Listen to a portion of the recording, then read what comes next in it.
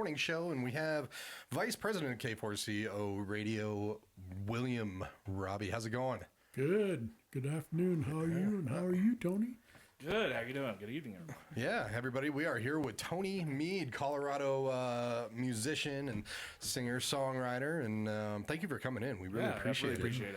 Yeah, so we've been having you in our rotation for a little while, so it's good to finally meet you, sit down, talk with you. So Robbie has been new to he has a new show on Sunday, so he's been kind of delving into a lot of the Colorado artists as well. But Happy New Year. Happy New Year. And yeah, we were just talking. You're kind of getting back into the recording, the creative aspect of stuff. So tell us a bit about that. Yeah, I mean, I feel like I spent the period after 2020, after things started to open up again, really focused more and more on promotion more than anything else. And I'd spent so much time doing that I felt like it was time to kind of take a step back and really get back into creative mode. Because I really feel like the job of being a performer and the job of being a creative are kind of separate jobs. Mm-hmm. People who do both, but you're never going to do both at the same time. Yeah. Right. And, it's that sort of opportunity cost. If you're doing one, kind of the other suffers, and you have to make choices about that. Mm-hmm. So at a certain point, I had to say, okay, now it's time for me to step back and, sort of go back into the cave and, like Bono says, like he said it, in the Rattle and Hum movie, it's time to dream it all up again, kind of thing. Right. Yeah. Kind of take a step back. Well, especially today, when everything is so just out there, the social media, the release, people are releasing songs now a lot instead of albums, stuff like that. And I did that for like 2 or 3 years. I ended up taking a lot of those songs and putting them together in compilation EPs. Mm-hmm. But which also kind of gives you a second bite at the apple at promotion, because you can re-promote it as part of the EP, just like you did before. But because of the cost involved and because of this, the sort of social media need to constantly feed the dragon, that's why people are releasing singles. Right. Like that.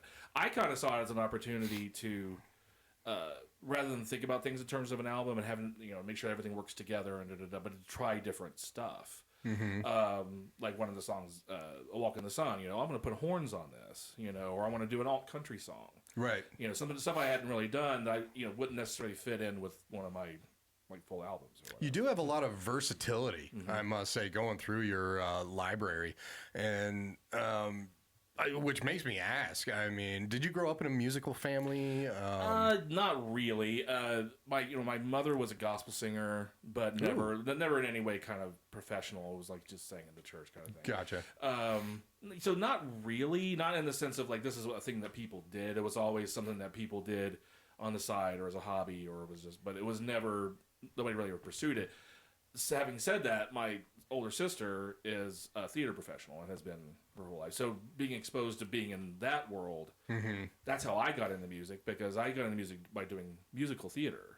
Oh, okay. And that's how I sort of discovered that I could sing, and it was only later that I became a songwriter. So you started musical theater. That's when you started singing. Yeah. And then you learned instruments? Yeah. Oh, interesting. And so, after high school... Did you self-teach yourself? Yeah, because I went into the Army, and actually I met a guy when I was stationed overseas, this guy named Eric Groves, who's still around, he still plays and stuff.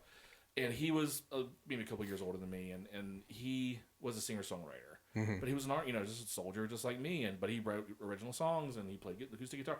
And it's one of those things where somebody shows that it's possible for you to do that. So it just opened that up. Like, oh, I can do that, I can do that too. Mm-hmm. So that's when I started learning to play guitar and so on and so forth. And all the other instruments that I learned to play was all out of necessity, because as I became a solo artist and I needed to record all that stuff myself, and I didn't want to have to depend on anybody else. Right. It's like, well, I'm going to learn all this stuff. I'm either going to learn to play it, or I'm going to learn to program it. Mm-hmm. So that I can take control of this and do this myself. But so you have your own studio. You don't outsource it at all? I used to do it all completely in-house. But a lot of the singles I did in the last few years, I did want to start outsourcing some stuff. So I got the Spot Studios and Evergreen involved, and so they did basically just post-production for me. Okay. So they did all the post-mixing and mastering? Mixing and mastering, yeah. Gotcha. Which I had always done before, but I just wanted to find somebody to kind of experiment with that as well, like getting other people involved. And stuff like that. I hear you too. Even recording a lot of music, for a while we did our own mixing and mastering, and then we took it to an actual professional who's been doing it for 20 years and is still learning, and it was like night and day kind of difference on that. It was actually a shock. I always felt like, I've been mixing music for like 20 years, but like I felt like having another set of ears and also sort of an upgrade and a slight upgrade in gear, it just like adds just that extra little bit. Yeah, exactly. Exactly. But I still mix stuff for myself, and I still mix master stuff for other people too. So very cool. But sometimes it's like just outsourcing that in terms of time and in terms of stress. Like I'm going to pay this money so that I remove this stress and time from myself. Because it's a lot of time. Yeah. That it is. So you said your mom was a gospel singer. Where are you from? I'm originally from West Virginia. Southern West Virginia. Okay, very cool. Singing gospel in the church. I absolutely love that. That's how I grew up. Sitting on the steps of the church in Los Angeles, listening to gospel music when I was like 5. I was the kid. I literally used to sit on the front row. Yeah. Everybody else would be back in the back, and I would be sitting in the front row because I guess I was really attracted to preaching as a performance, and so I was really fascinated with it. But of course, you absorb all that stuff, especially like the pastor that I remember the most was also a singer. Was it more of a gospel church? Yeah, it was like a Baptist church, and it was nice. So he would have his sermon, but he would also go to the piano and sing an amazing voice, this huge baritone voice. And so it was kind of just, I was really fascinated with that as sort of an act of performance. It's the whole thing. Yeah.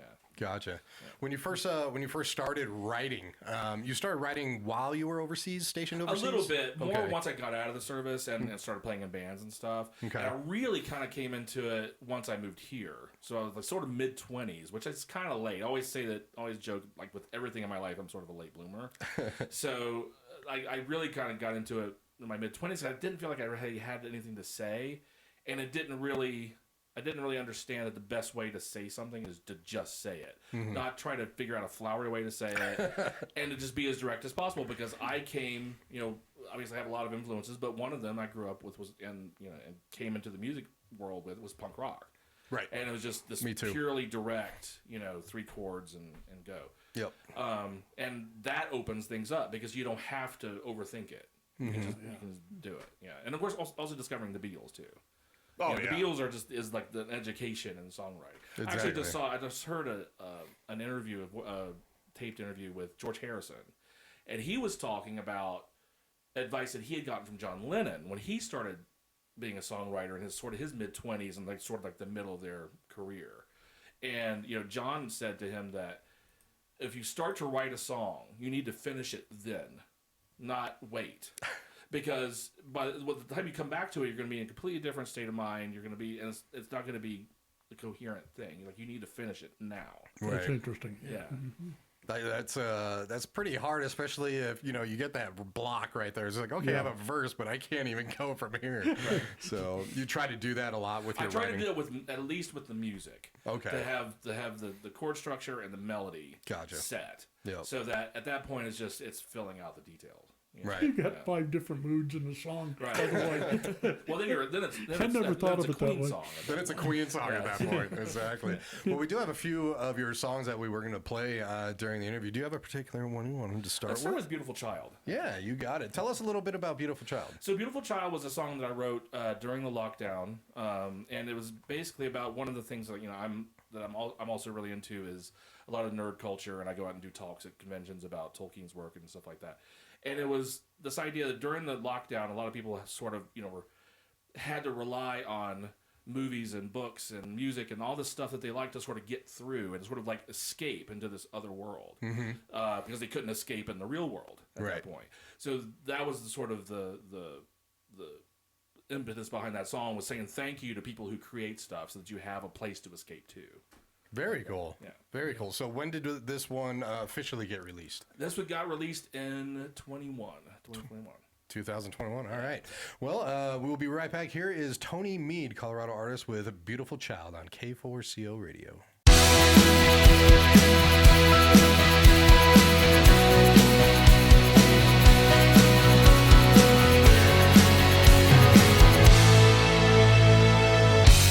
When I woke up this morning and I opened my eyes,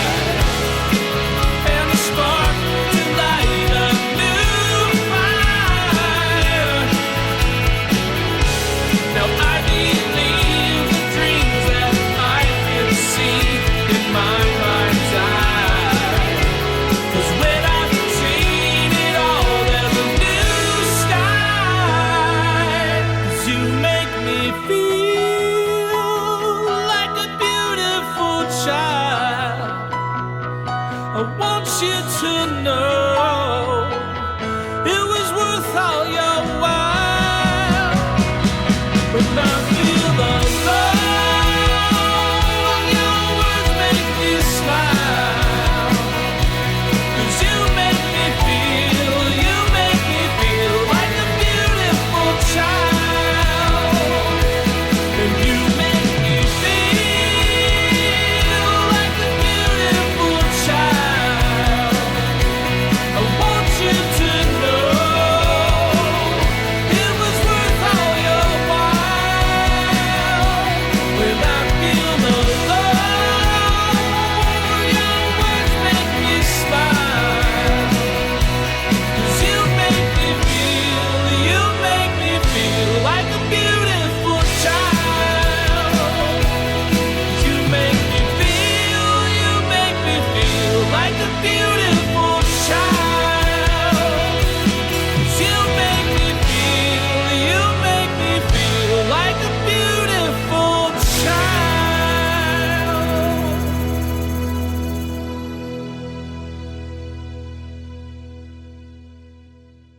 Beautiful Child, Tony Meade, Colorado Zone. Love it. Absolutely love it. You were telling us during the break. Say that again, everybody who had in the song. It was this international cast on the song because I was kind of experimenting with outsourcing stuff. And so I got this drummer from Italy. I had a bass player from Maryland. Keyboard player. I had two keyboard players. One was here in town and the other one was in Australia. And then the guitar player's from Nashville. Absolutely amazing. It's actually a great recording and very well engineered. I loved it, man. Awesome. And you said that was the first one that you did at the studio up in Evergreen. Yeah, up at the spot. Up at the spot. Very nice. Very nice. If you have not listened to Tony Meade, TonyMeade.com, TonyMeade.com, all over Facebook and Instagram too, and everything. So you've been doing this for quite a while, actually. So just looking up on some of your streaming services, I mean, since at least 2010, you've been the first solo album I released under my own name was in 2010. So that one was completely solo. That was completely solo, yeah. Gotcha. Yeah. Very nice. There were a couple like guest things. Like there's one guitar thing that was a guest thing, and there were some of the bass tracks that were done by somebody else. But everything else was me. Everything else was you. Very nice. What's your favorite? What's your instrument to write? Guitar, yeah. Very nice. And what else? What else? Some pianos in there, some drums. Some piano, and I'm way better at programming keyboards than I'm at playing them. I always say the same thing with drums. I'm I'm a really good drummer from the waist up. Yep. So I'll program drums for like everything else, and I'll go play it live over it. Oh yeah. Same with piano. Like I tend to do sort of left and right hand separately, but a lot of times I don't. Because I'm mostly a guitar based artist. I'm not trying to overtake it unless I specifically want a thing, and then in that case I'll get somebody to do it. Yeah. And I hear you too. It's like I think there's two beats I can do with the drums, but my hands and my feet can't do stuff independently on it right there. So, but you're back writing now. Coming up with, are you gonna start releasing some songs? Are you waiting for an album? The plan is first next year to start releasing another series of singles, just like I did with the singles that I've released from between 21 to 23, that eventually ended up on a compilation. The plan is to kind of do that again, to do a bunch of a series of singles, and then eventually just have a compilation with extra songs, which is what I did before. Right. I had extra tracks that and that became the title track of the EP that was called The Long Way Round. So it was 5 singles plus this extra song that was the title track, and I'll probably end up doing a similar thing again. But I might go for a full album. Might go for a full album. Yeah. How many full albums do you have right now? I have 3 original albums plus the Christmas album, which was my big lockdown project in 2020. Oh, okay. Yeah, so I did this Christmas album that I had worked on for like 5 or 6 years. It was like this just sort of side project, labor of love. I'll finish this eventually. And then when the lockdown happened, I had released my 3rd album, which I had planned to anyway. And then it was like, okay, now what do I do? Because we're not getting out of this for a while. So COVID, everybody getting sick. It's Christmas time. And now it's like, now is the time. So of course here I am in August, recording a Christmas album, because that's when you record Christmas albums. Well, exactly. Exactly. You have to have them all ready for, So it was this huge 18, the ballooned into this 18 song thing, but it's really cool. And the whole idea was to take very old and obscure songs, especially from Europe and especially the UK, and then rearrange them for sort of my sound, like what I do, kind of thing. Interesting. So 18 songs. It was 18 songs. Yeah. Damn. Well, it was a long lockdown. So. Yeah, it was a long. I definitely get that. Your first album back in 2010, Not My Day. What was that title about? So that was the it's interesting because that song was the very first song that I wrote for my main band that I had played in before called Feedback. And that was the very first song that I wrote. And it was kind of written about, I'd worked for a long time at Guitar Center, which is not a great place to work. I don't know if it's any different now. But it's a kid in a candy store. It was not a great place to work at the time. And so it was just sort of the frustrations of life and that kind of thing. But it kind of kicked off because it really, sort of opened things up. And I realized I could write pop songs and stuff like that. So the songs that were on that EP were, for the most part, a sort of greatest hits of the stuff that I had written for that band and other things, and then like rearranged them for a particular sound for myself. How many bands were you in before you started releasing stuff solo? With here in Denver, probably 2 main ones and then one sort of side thing. But yeah, once I decided I was going to do my own thing, because a lot of it was about, and this has become more and more of a thing now with everybody, where it's about figuring out a way to make music and get it out there the way that requires you to not have to ask permission from people. And a part of that was like being able to not make music without having to depend on a bunch of other people. Right. Right. So that was kind of the impetus for doing that record originally, was like, I want to get these songs out in the world. I don't want to have to wait and depend on other people to do it myself. Yeah. So you wrote it all, recorded it all, mixed it all, mastered it all. Nice. And the same with the other 2 albums as well. Yeah.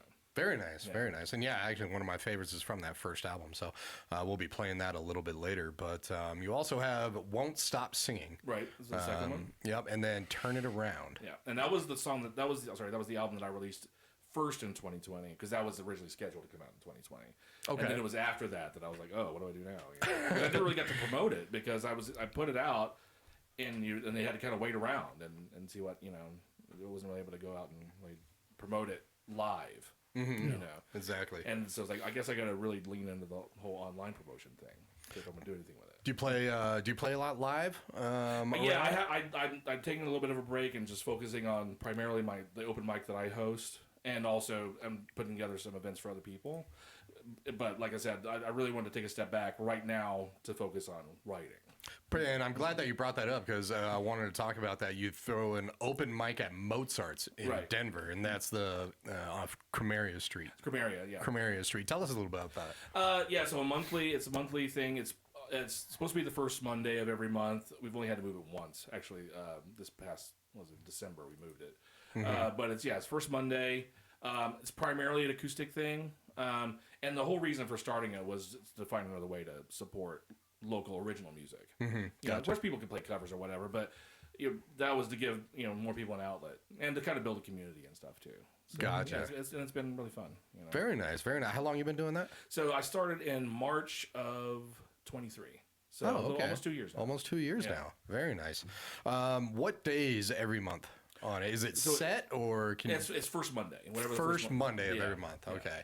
And you can find out more at mozartsdenver.com right there. So that's very cool that you throw the open mic. I really like that, especially for getting to learn other artists too that just come in. And people get to network, and I try to make it obviously people are going to do this on their own, but try to make it an environment where people feel free, like they can all hang out and talk and make connections and all that stuff. And it's cool. People hook up for shows and do all kind of stuff, which is great. Now, at your open mics, do you every once in a while get up there, play your own songs? I usually try to take at least the first song, or if not the first set. And so I'm going to get me out, get my stuff out of the way, and then we'll get going. And then loosens it up so no one else has to be first. Yeah, nobody has to break the ice. I'll do it for them. Exactly.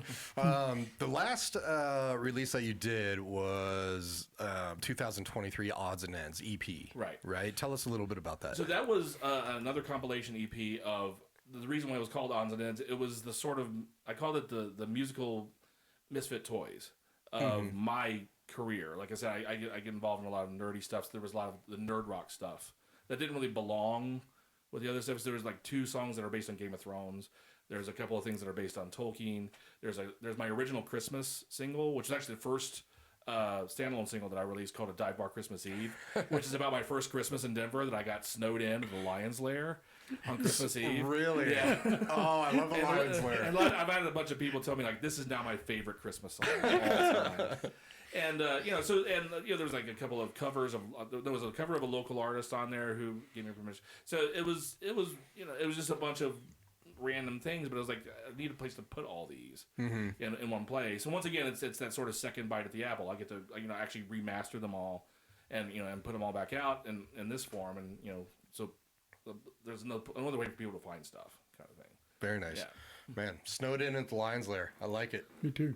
Especially for your first Christmas in Denver. Well, and it's when I first moved to Denver, I was engaged, and then that ended, and it was very acrimonious. It was very nasty, and that Christmas happened kind of immediately after that, and I was by myself, and so I'm at this bar getting over this relationship and snowed in with a bunch of barflies and Colfax, so I've never been to before, and it's like, what's happened to my life? But the hook line of the song is this is much better than Christmas with You.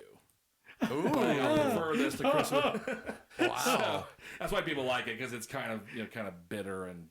I wish I had known that story. I would have had that song prepped up in the queue. What a perfect place to end up with, though.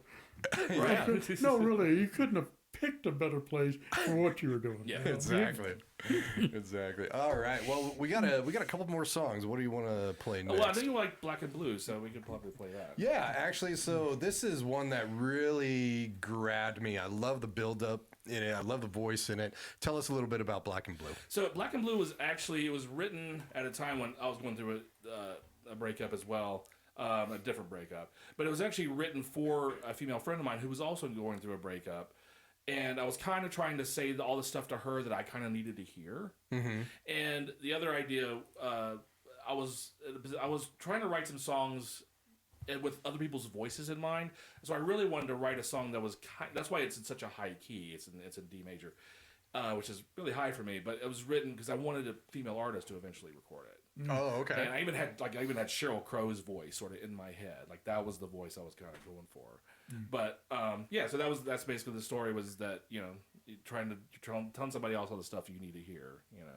Well, I'm glad you eventually recorded it with your voice, because I think it sounds great. Yeah. All right, ladies and gentlemen, Tony Meade with Black and Blue. This is off the first album, and we will be right back. And please enjoy.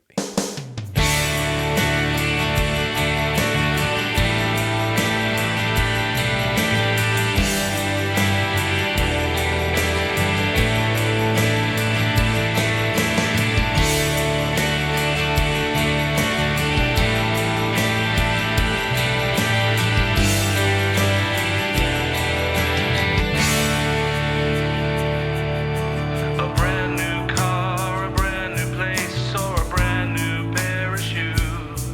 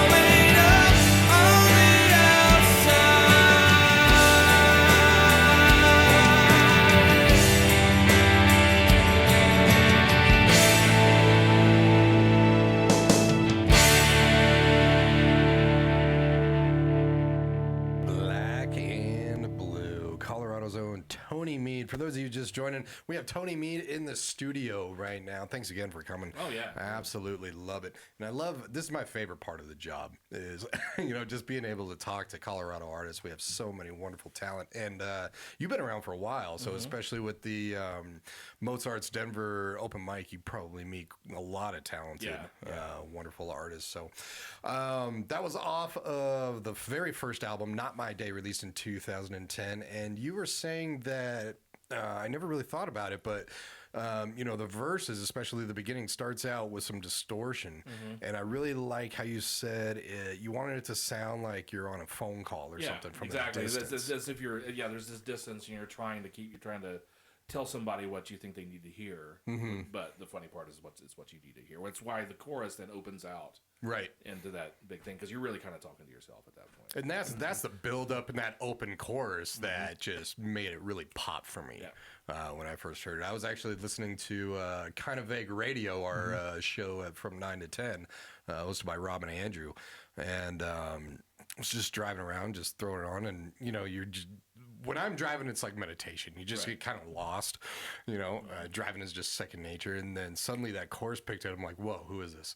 And the other thing about that, the melody of that chorus is very gospel. It's very gospel. Yeah. That sort of you take off kind of thing. And when, so you mentioned a few people that you liked growing up. You have a real, eclectic, different styles. So who else would you say were your inspirations when growing up and even now? Well, I always say the big triumvirate. Well, the two that were the biggest ones growing up were first the Police. And then U2, and then U2 kind of became the front runner because they've kept going for so long. Although I'm still a huge Sting fan as well. Oh yeah. And then in the '90s was Oasis, and it was really Noel Gallagher who he was a huge inspiration. And when I worked at Guitar Center, I met a lot of celebrities and stuff. But the only time I was ever starstruck was meeting Noel Gallagher, because he was really the guy that made me believe that I could write rock and roll songs. They're back together again performing. So it was listening to early Oasis was the impetus to say, yes, you can do this. You can write a song on acoustic guitar, plug it in, turn it all the way up, and make it a rock and roll song. Right. And keep all that melodicism and all that stuff too. Right. No, they were very good at that, making an acoustic song. And then the sort of fourth leg of that table later on was the White Stripes / Jack White. Oh, Jack White is amazing. And just that spirit of, I'm just going to go for it, and not worrying about having everything be perfect, and doing it yourself, that just his whole vibe, his whole spirit has been a huge inspiration to me. A lot of we already talked a couple of songs are about breakups. Are a lot of the songs that you write very personal stuff that happened in your life?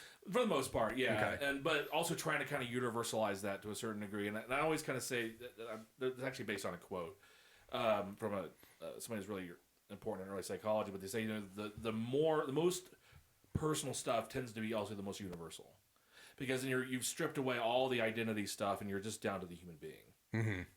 So you listen to someone like Billy Joel, for instance, and he sings like New York State of Mind. Well, you don't have to have ever been to New York or know what the streets he's talking about, but you get that there's a human singing that song about a real thing that he really went through, and you get what it's about. You get the feeling of it. Right.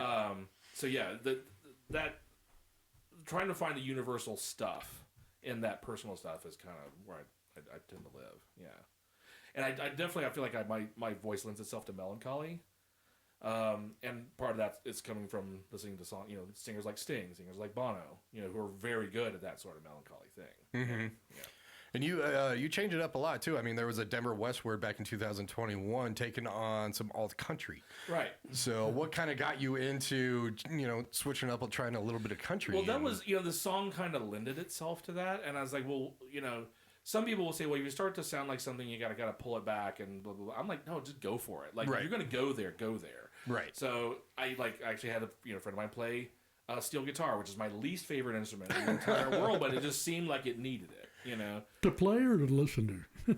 No, the guy's amazing, but the actual instrument I never really liked. Just the sound of it, you're not a big fan of. It just felt like this needs to be lean into the country thing.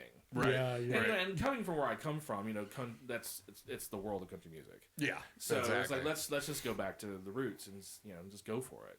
Mm-hmm. A lot of it here too. I mean, Colorado has had a lot of country. Colorado country has a very particular sound because there is a sort of a slightly crunchy hippie aspect to the country music that you might not find in Nashville. Although I've heard some country artists who are very Nashville-ish. Right. Right.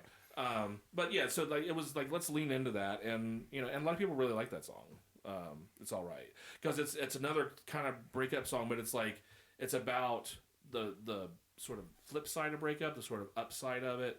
Of now that this has happened, I'm moving forward. And this is what I have to look forward to on the other side of that. Yeah. I like that aspect of it right there. So.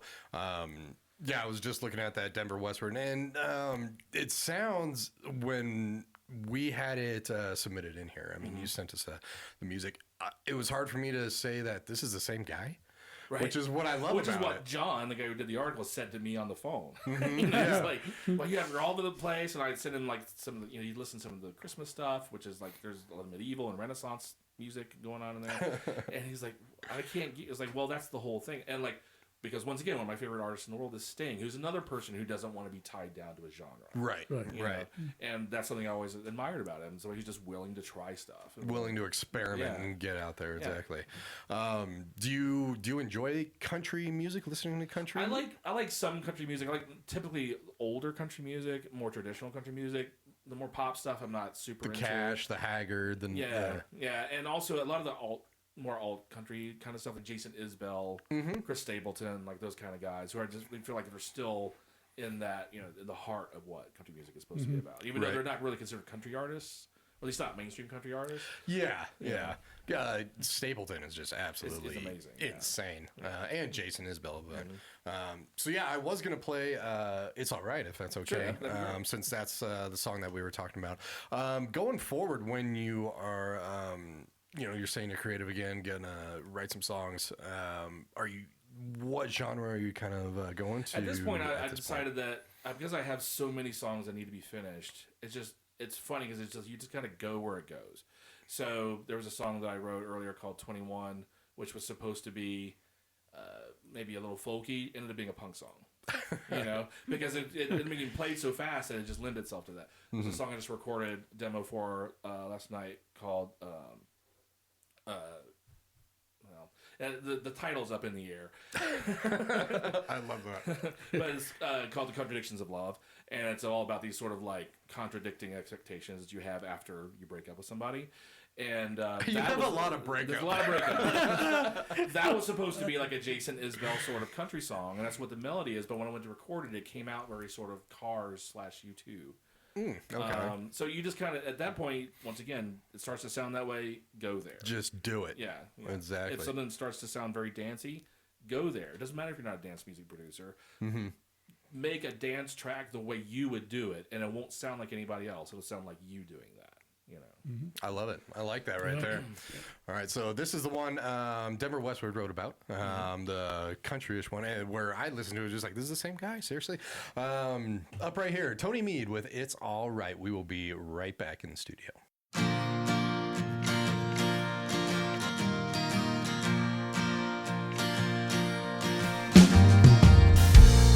It's all right. This is the last time that you're ever gonna make me cry, and I won't keep holding on, and I won't keep hoping,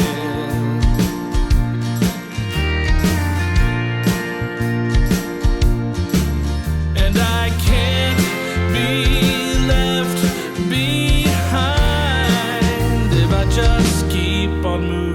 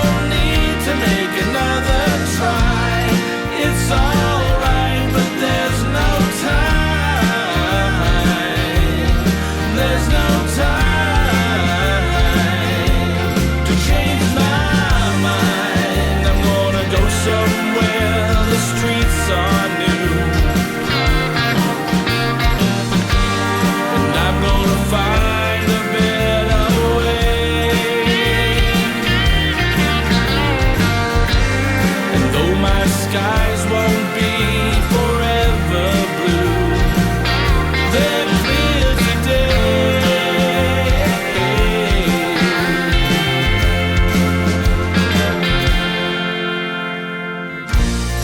It's alright, it's my life, and there's still time for me to get it right. It's alright, and all this time that lies before me now is only mine. It's alright, I'll be fine. I don't need to make another try. It's alright, but there's no time. There's no time. There's no time to change my mind.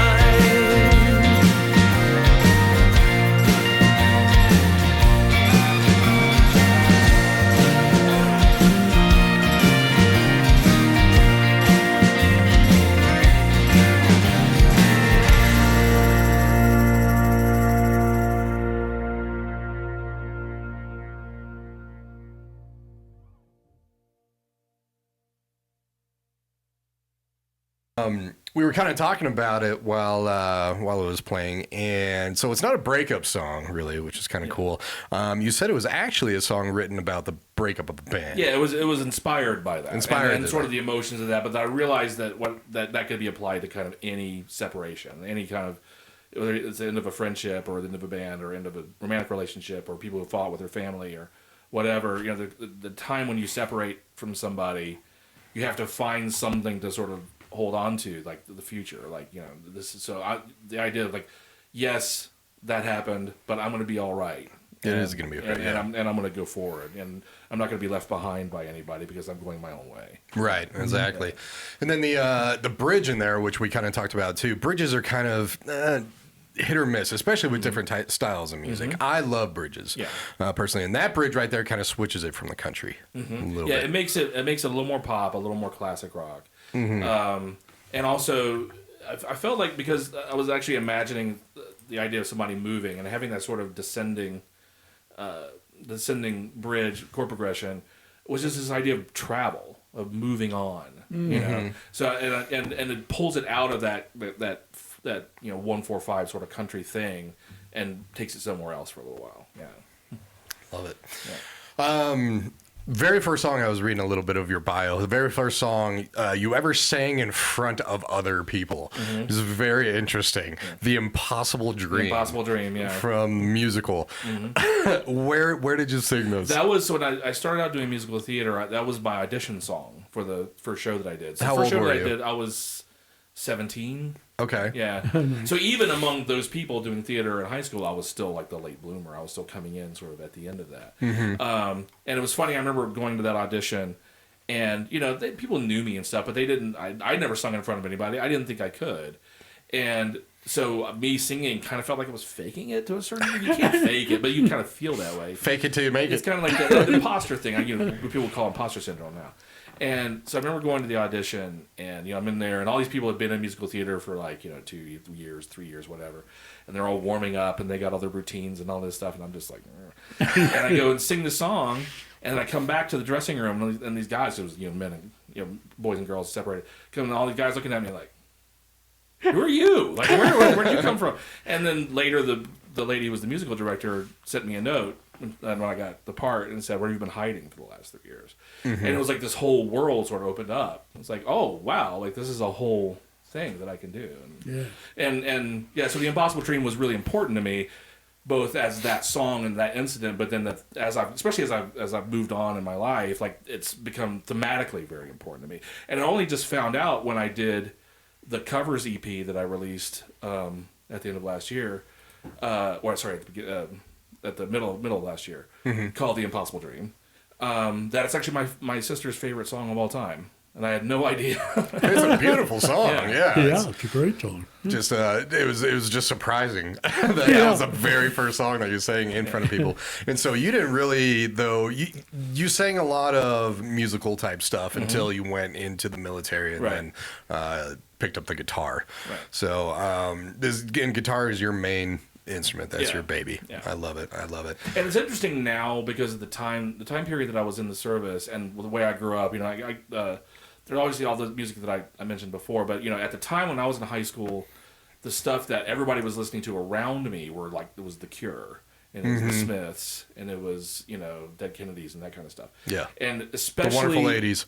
Yeah, well, especially once I got into the service, I didn't realize until just maybe the last couple of years how much the Smiths got into me. And all the fact that Marr uses all those chord changes all the time. The movement of all that music is in the chord changes. It's not even so much in the melody. And he's not doing a lot of sort of single line stuff. It's all these chord changes. And I didn't realize until recently how deep that had gotten into me. Until I started listening to it again. I'm like, oh wow, like really, I now I hear it. Right. That had gotten in there without me really realizing that. Gotcha. Yeah. We were also talking, which I really like. You said a lot of times you like to throw in or at least end with a happy note. Yeah. Happy lyrics. We talked about the 90s and how it was a real different time. That's what kind of coined the 90s right there. It was real. What was the word that nihilistic. Nihilistic, because like the grunge thing happened. And like I said, musically, it was really cool. And it was very, and like having come from the 80s and a lot of the stuff, especially with rock music, had gotten so far off the rails and they kind of reeled it back in. I remember the first time hearing Nirvana and knowing the whole world was going to change. Right. Like just seeing that on MTV the first time, I was like, wow, the whole world's going to change. Yep. And it was like all that music that I liked that was underground was now going to be out in the world. So it was great from the musical perspective and sort of the cultural perspective, and it removed a lot of the gloss and BS that had gone on before. But the themes of that music were so dire. Very dark. And very dark. And like we were saying, like it's no surprise what happened to so many of those guys from those bands. So in the mid-90s, discovering Britpop was such an eye-opener for me. And a lot of those guys were influenced by the people that I liked, the Stone Roses, the Smiths, and so on. But it was, in a way, so upbeat. It was about hope. Because a lot of these guys had come from very poor backgrounds, and they needed that hope. That's why Oasis was so huge, because they gave this whole generation that had been beaten down by the Tories for 20 years hope that there was something to look forward to. Right. And, singing about We're Gonna Live Forever and Rock and Roll Star and all this kind of stuff. It was so up like, the opening for Supersonic, I got to be myself. I can't be no one else, I'm feeling Supersonic. And great band. Yeah, amazing. So that stuff just opened my world because it was like, it took all that weight off of it. And also the song structures, it was the song structures were the sound of somebody who had written a song on an acoustic guitar and then got to the band room and plugged it in and turned it all the way up. And that made it possible to me to play in a rock and roll band because I felt like I can do that and I can write songs like that. And so it just opened up the whole world to be able to do that. Nice. And you definitely are. I'm really looking forward to some new music. Yeah. Getting in the studio and everything like that. So definitely keep in touch with that. Amazing. Tony Meade, TonyMeade. That's a big thing. .com. And if you Google me, I am the top search result. Perfect. you can't miss me. Can't miss them. And it's Tony Meade Music for Facebook as well as Instagram. And YouTube as well. And YouTube well. And that's actually another thing that I'm really leaning into this year is the YouTube sort of world. It's huge today. Yeah. I mean, it's so important in today's world. So do you have a lot of content on your YouTube? Yeah, I do. Music videos? Yeah, obviously all the audio stuff and then lyric videos for a lot of it. And of course, I'm doing more and more live stuff and I want to get, and maybe eventually I'll do some, like educational stuff as well. Yeah. Very nice. Yeah. Nice. Well, speaking of, I kind of like that we're ending on this one. My mom is actually a big listener of the station, and she loves when I play this song. Okay. And so, you were talking about ending things in a positive note. And I mean, this was released in 2022, A Walk in the Sun.